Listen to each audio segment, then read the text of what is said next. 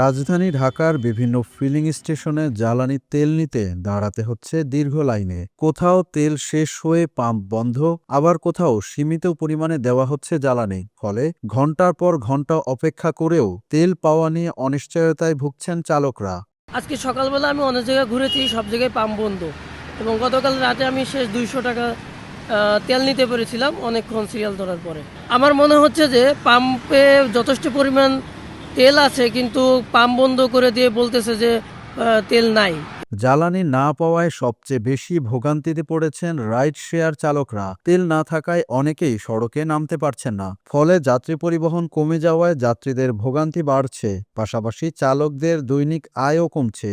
সকাল থেকে কোন পর্যন্ত একটা কোনো রাইড শেয়ারিং করতে পারি নাই, খুবই সমস্যা হচ্ছে রাইড শেয়ারিং এর ক্ষেত্রে।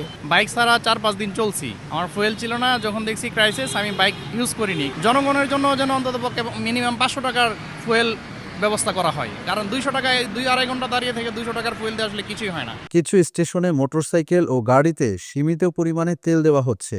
এতে চালকদের বারবার লাইনে দাঁড়াতে হচ্ছে এবং পাম্পের সামনে দীর্ঘ সারি তৈরি হচ্ছে। প্রতিদিনে এরকম সিরিয়াল থাকে, আপনার 4 ঘন্টা 5 ঘন্টা লাগে একটা গাড়িতে তেল নিতে। আমাদের তো অনেক কষ্ট হইতাছে, ধরেন বৈশা ঘামে গাড়িতে বৈশা রয়ে তেল নিতেছে অনেকক্ষণ যাবত, পরে 4 ঘন্টা আপনার একটা গাড়িতে বৈশা থাকা খুব টাফ ব্যাপার। দীর্ঘ সময় অপেক্ষা আর সীমিত সরবরাহের কারণে রাজধানীর বিভিন্ন সড়কে যানজটও তৈরি হচ্ছে। পাম্পের সামনে গাড়ির দীর্ঘ লাইনের প্রভাব পড়েছে আশেপাশের রাস্তায়ও। এতে সাধারণ পথচারী ও অন্যান্য যানবাহনের চলাচলেও বিঘ্ন ঘটছে। সব মিলিয়ে জ্বালানির তেল নিতে রাজধানীর চালকদের ভোগান্তি বাড়ছেই। দ্রুত সরবরাহ স্বাভাবিক করার দাবি জানিয়েছেন ভুক্তভোগীরা, যাতে আবার ছন্দে ফিরতে পারে নগরীর পরিবহন ব্যবস্থা।